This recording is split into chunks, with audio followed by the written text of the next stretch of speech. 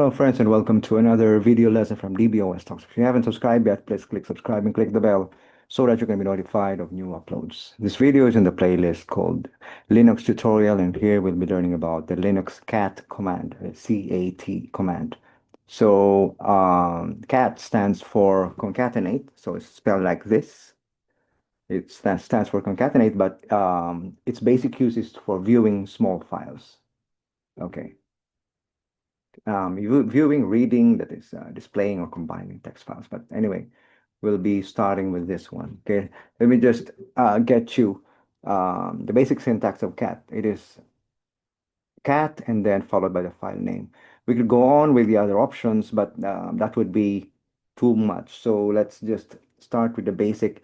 Later on in subsequent videos, we can go for the advanced features of all the commands. But right now, just to get you up and running with the basic commands and so that you can have a toolbox of those basic commands that are very handy.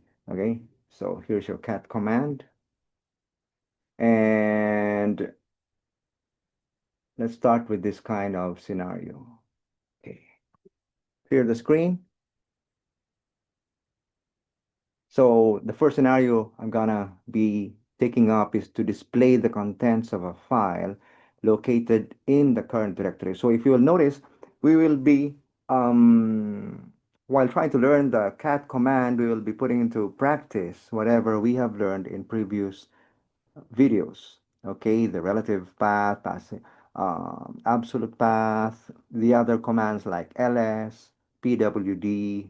Okay, so you'll be seeing them from time to time, and it will be part of your toolbox, so to speak. Okay, so the first scenario is this: displaying the contents of a file which is located in the current directory. Okay, let me just go to the home directory. I can do that. I have also touched on the home directory in a previous video. You can watch it if you haven't. So cd enter, it takes me to the home directory. If I do a pwd, I will be able to verify where I am. Okay, that's correct. So now I'm gonna cat or view.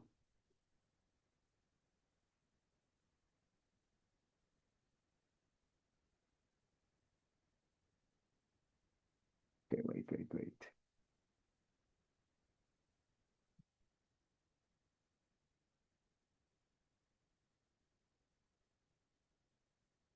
Okay, so I'm gonna cat. Let me just clear the view screen for a minute. Cat file underscore one.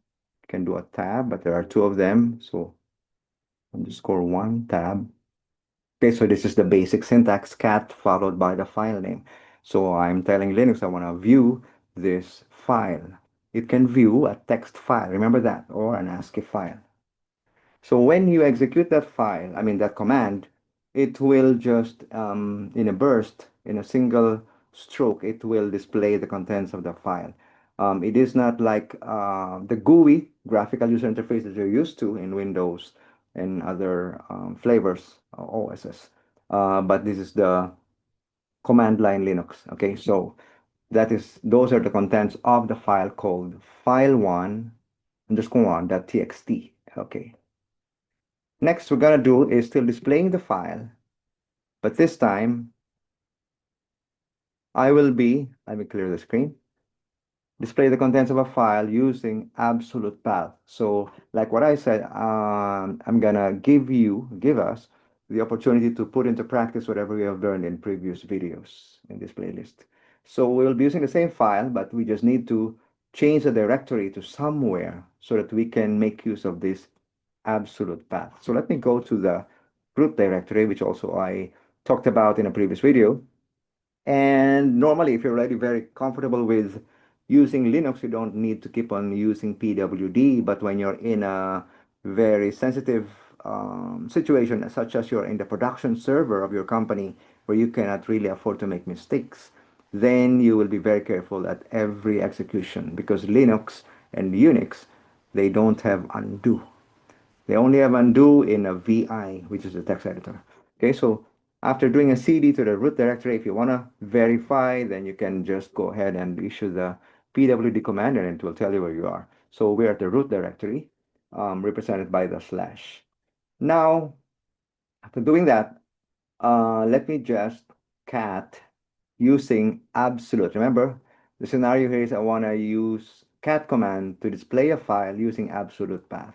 So an absolute path is a path to a file which starts from the root directory. So this is my cat command cat, and then this starting from the slash is the absolute path. Slash home slash dbos slash exer, and then slash the file name. Okay, so it displays to me the same contents you have seen earlier, only that earlier we used the cat command while we were positioned or located at the home directory where the file was located. So I didn't have to specify a path in that case. Next is this. Let me clear that. So display the contents of a file using relative path, another topic which we have touched on in a previous video. Okay, you have absolute path and then you have relative path.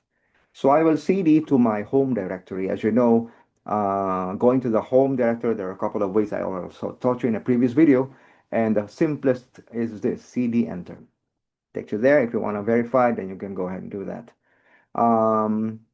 Now, I wanna, again, use the cat file using relative path. But I do know that the file interested in is not at this location. It is one level down, okay, inside a directory called exer, this one. So what I'm gonna do is I'm gonna use relative path. I do know that I'm located here, and I do know that the file I'm interested in viewing is at slash home slash dbos slash exer. So I will use relative path.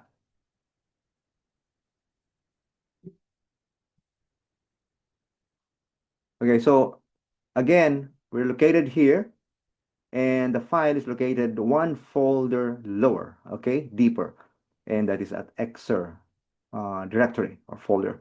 So I use relative path instead of mentioning the full path, which starts at the slash here. I'm just mentioning the continuation of the current location. Okay, so cat exer being a directory name slash the file name. And again, it will display the same contents because we are, after all, accessing the same file. Only that I showed you three different ways of accessing it. One is located at, when we were located at the directory of the file itself. Second, we are located somewhere and then we used absolute path.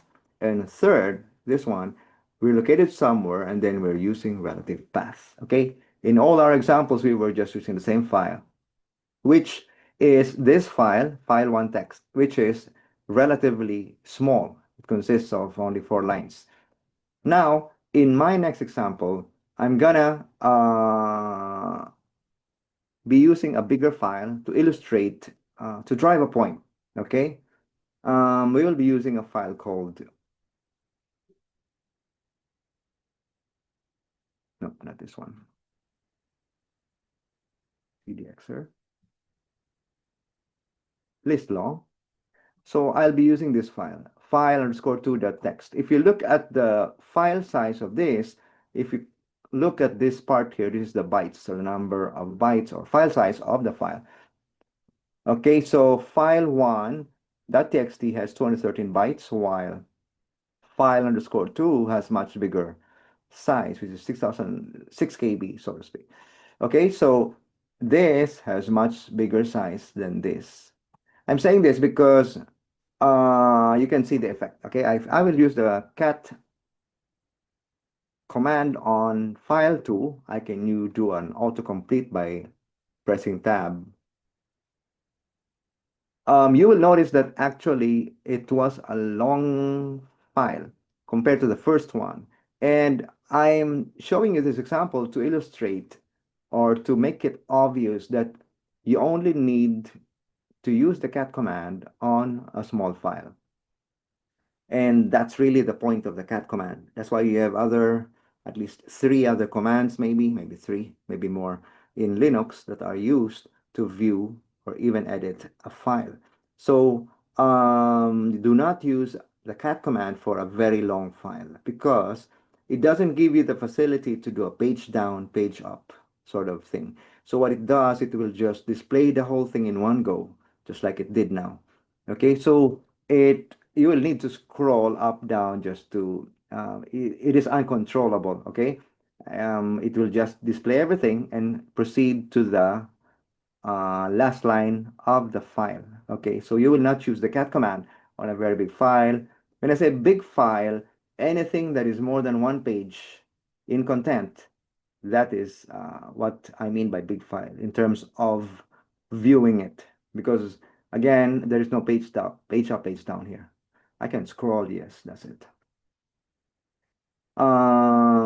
Okay, so you have seen there are other usages of cat command, but I will not be touching on that because I will be confusing those who are trying to learn the command for the first time. Remember, the syntax of cat is quite simple.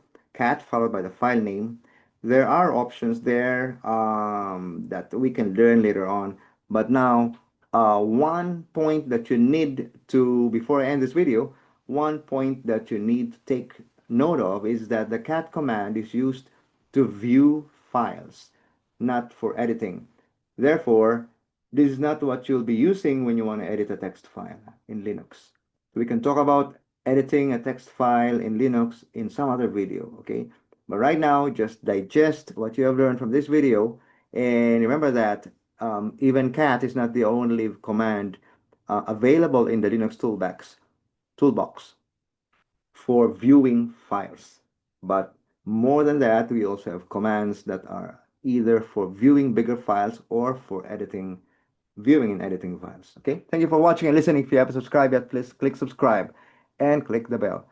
I'll be seeing you in the next video.